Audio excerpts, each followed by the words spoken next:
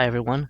In this video, I want to use the Arrhenius equation to connect rate constant, temperature, and to solve for activation energy.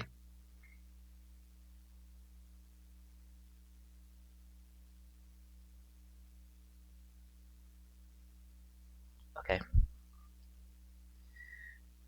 let's jump right into it. The Arrhenius equation has several forms, and the first one we'll look at is this: K equals A E to the EA divided by RT. That is the Arrhenius equation.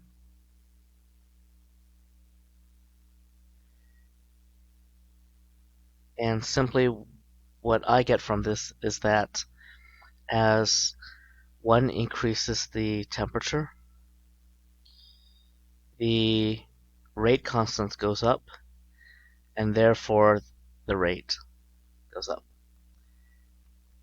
You know that in our rate law expression, rate equals K times the concentration of the starting material raised to the power of M. Now, what about all these other terms?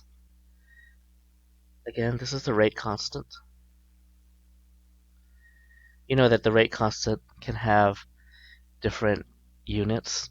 A is what's called the frequency factor.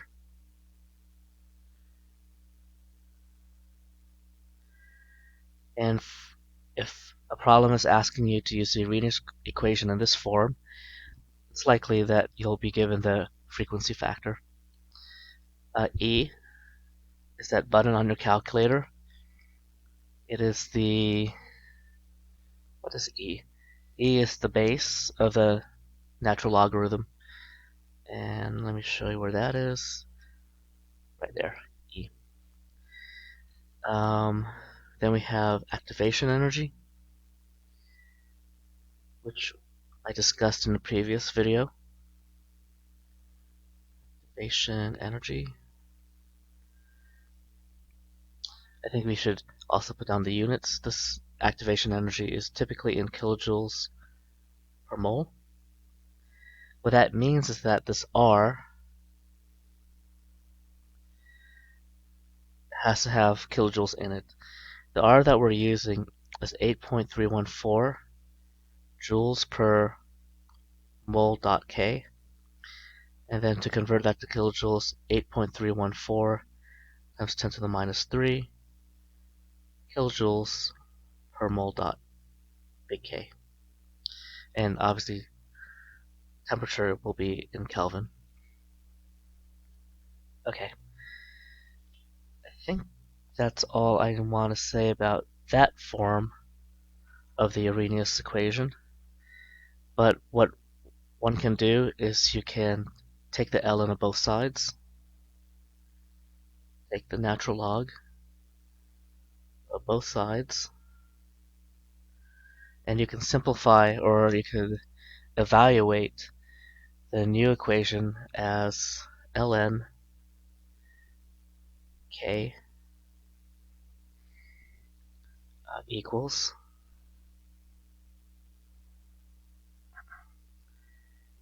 let's go with negative activation energy divided by R times 1 over T plus ln of A. And this is the line form. This is mx y equals mx plus b, with the slope m equals negative EA over R. Again, you want to make sure that if you're going to use or figure out the activation energy in kilojoules per mole, the R has to have kilojoules in it. That is the line form of the Arrhenius equation. Very useful. A very simple way to get activation energy by just solving or just measuring the slope, or solving for the slope and then solving for activation energy. The type of problem, again, where you'll be using this is you have a graph of ln of k versus 1 over t. And then you calculate for activation energy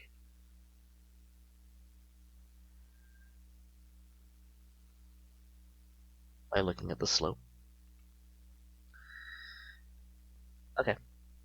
Next is we're going to take this form of the Arrhenius equation and change it into the 2-point form.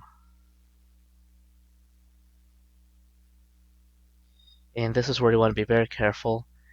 We're going to have T1, T2, and K1, K2, but you want to really make sure that they go in the proper locations.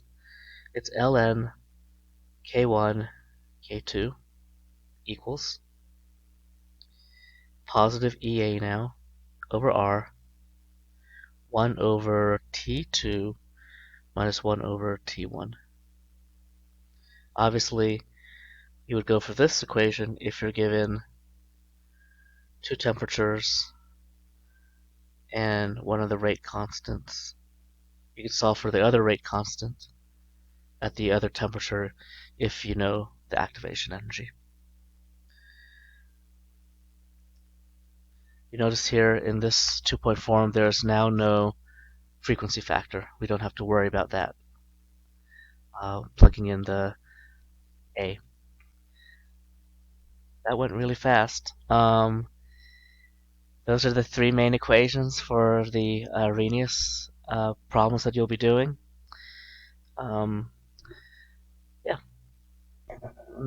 Probably I'll do an example problem a little bit later.